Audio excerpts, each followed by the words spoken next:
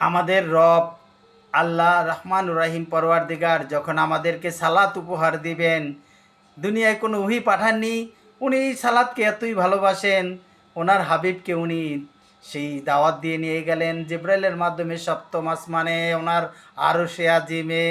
এবং উনি তখন সালাত দিলেন 50 ওয়াক্ত, যে তুমি তোমার উম্মতকে এই সালাত কায়েম করবে 50 ওয়াক্ত। উনি কিছু না বলে চলে আসতেছিলেন 50 ওয়াক্ত সালাত নিয়ে। এবং যখন দেখা হলেন মুসা আলাহ ইসলামের সাথে, তখন বললে আল্লাহ আপনাকে কি দিয়েছে? তখন বলল যে আমাকে আল্লাহ 50 ওয়াক্ত সালাত দিয়েছেন।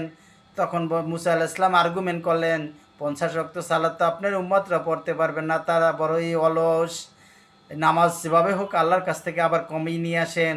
তখন আবার কমিয়ে নিয়ে আসার জন্য আমাদের রহমত আল্লিল আল্লামিন আল্লাহর কাছে গেলেন, গিয়ে ফরিয়াদ করলেন, আল্লাহ আপনার বান্দারা বড়ই দুর্বল, আপনি নামাজ কমিয়ে দেন।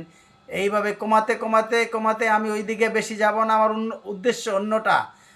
এইভাবে কমাতে কমাতে উনি 5 ওয়াক্ত সালাত নিয়ে চলে আসলেন। এখন আমার প্রশ্ন, যদি আল্লাহ 50 ওয়াক্ত সালাত দিতেন, আমরা পড়তাম 50 ওয়াক্ত সালাত পড়তে গেলে আমাদেরকে 50 ওয়াক্ত বাড়ি মসজিদে যেতে হতো এবং নামাজে দাঁড়াতে হতো। তাহলে আমরা 24 ঘন্টায় যদি আমরা 2 ভাগ করি, তাহলে 48 মানে 24টি আপেল যদি আমরা দ্বিখণ্ডিত করি, তাহলে কয় খণ্ড হয়? 48 খণ্ড হয়। তার মানে 48 বার আরও 2 রাকাত, 2 ওয়াক্ত বাকি থাকতো। আমরা নামাজ পড়তাম আধা ঘন্টা পর পর, তাও 2 ওয়াক্ত বাকি থাকতো। তো আল্লাহ কি বিবেচনাহীন? না, আল্লাহ বিবেচনাহীন নয়। আমরা যদি এই 50 ওয়াক্ত নামাজ নিয়ে আসতো, আমাদের যদি 50 ওয়াক্ত নামাজ দিত, হয়তো সেই 50 ওয়াক্ত নামাজ আমরা পড়লে আমাদের হয়তো খাওয়া দাওয়া বাজার কাম কাজ কিচ্ছুই করতে হতো না, আমাদের দরকার হইতো না এগুলা করা। আমরা খালি নামাজই পড়ে যেতাম আধা ঘন্টা পর পর।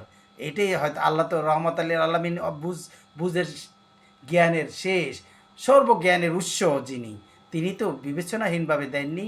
অবশ্যই এর পিছনে ওনার উদ্দেশ্য ছিলেন, কিন্তু আমাদের কাছে হয়তো নামাজটা আসেনি। 50 ওয়াক্ত, ভাগ্য ভালো 5 ওয়াক্ত নামাজ আসছে, কিন্তু ওই আসলেও আমাদের সমস্যা হইতো না, কারণ রহমত আল্লাহ রাব্বুল আলামিন সেই ব্যবস্থা অবশ্যই করে রাখতেন। আমাদেরকে ফেরেশতার মতো বানিয়ে দিতেন, আমাদের খাওয়া দাওয়া নেওয়া কোনো কিছু দরকার হইতো না, হয়তো আমরা খালি নামাজই পড়তাম। এটা আমার গবেষণা এবং একজন আলেমের গবেষণা, এই গবেষণাটাকে আপনাকে শেয়ার করছি। তাহলে আমাদের অবস্থা, তবে আমরা যেভাবে যত ঝুঁকে ঝুঁকে পয়গাম্বার আরও অনেক অলিয়া উলিয়া, মানে আল্লাহর খাঁটি বান্দা পেয়েছি, যেমন বড় পীর আব্দুল কাদের জিলানী রহমতুল্লা আল্লাহে, আরও অনেক অলিয়া উলিয়া, শাহজালাল রহমতুল্লা আল্লাহে, এদের মতো বড় বড় আউলিয়া পীর পেয়েছি। এরা হয়তো দুনিয়ায় আসতো কীভাবে জানি না। তবে 50 ওয়াক্ত নামাজ দিলেও আমাদের জন্য মনে হয় আরও ভালো হইতো। হয়তো আমাদের আর খাওয়া নাওয়া বাজার হাট কাজকর্ম কিছুই দরকার হইতো না, আমরা ফেরেশতাদের মধ্যেই হয়ে যেতাম। একসাথে হাঁটতে গেলে দেখা যায় ফেরেশতার সাথে ধাক্কা খাইতাম, ফেরেশতার সাথে আমাদেরকে করমর্দনও করতে হইতো। ফেরেশতারা বুঝতো এরা মনে হয় ফেরেশতা, এরকম অবস্থা হয়ে যেত।